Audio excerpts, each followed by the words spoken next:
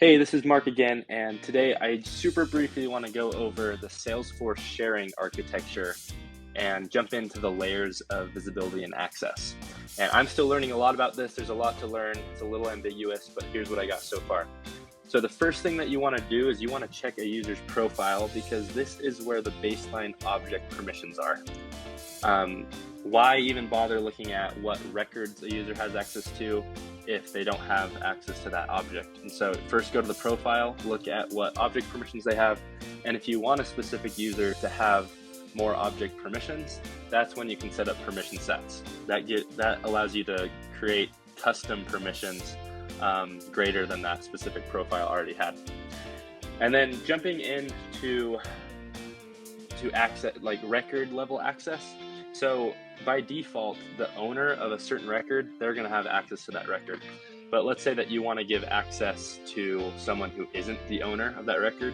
You can set up an org-wide default first. And so let's say that a company has a public read-write org-wide default.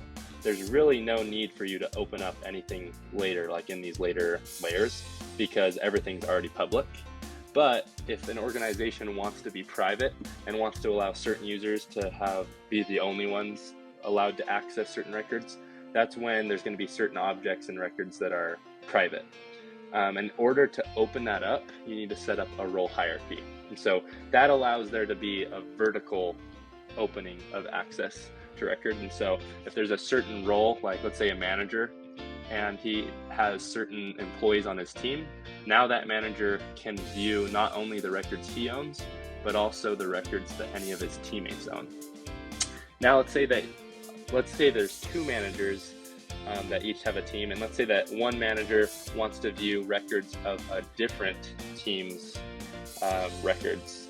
You can open that up using sharing rules. And so let's say that there's a manager named Mark, and he wants to view Derek's team's records. You can set up a sharing rule that says Mark now has access to Derek's team's records.